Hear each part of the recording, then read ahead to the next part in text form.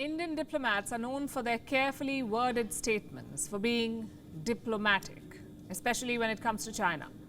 Throughout the ongoing border standoff, India has exercised caution. It chose to settle differences quietly through diplomatic engagements.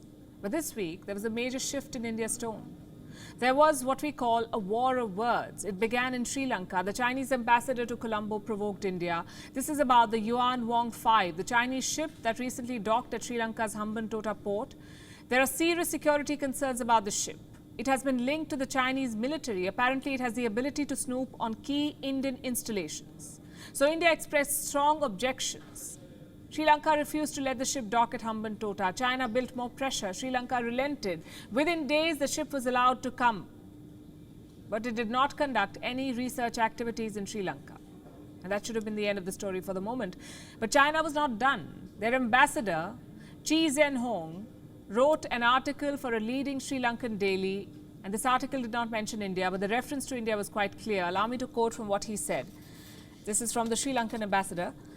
In the middle of this month, with China and Sri Lanka having altogether resisted the rude and unreasonable interference from third parties, the Chinese scientific research vessel Yuan Wong 5 has successfully docked at the Hambantota port for replenishment after receiving the latest approval from the Sri Lankan government.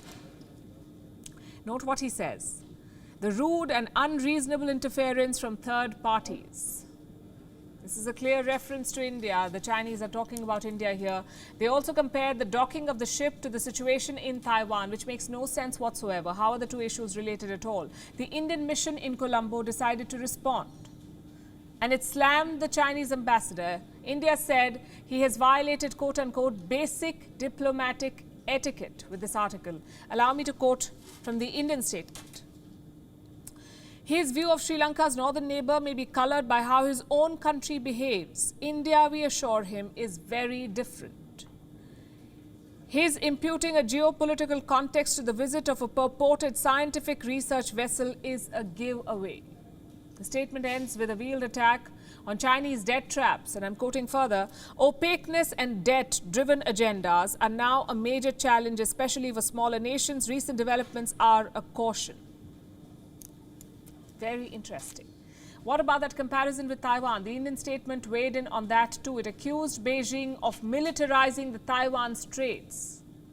And this, I must say, has happened for the first time. Never before has India spoken so candidly about the situation in Taiwan. The choice of words is significant. Again, look carefully. The Post says, militarization of Taiwan Straits. In a way, New Delhi is holding China responsible for the growing tensions in the region. And China will not like this one bit. And this is becoming a bit of a trend. China has been unhappy about some recent Indian statements. A couple of weeks back, the Chinese embassy in India released a statement. And they had basically made a demand from New Delhi. This is what it said, the Chinese in Delhi. We hope that the Indian side could openly reiterate its One China policy like many other countries.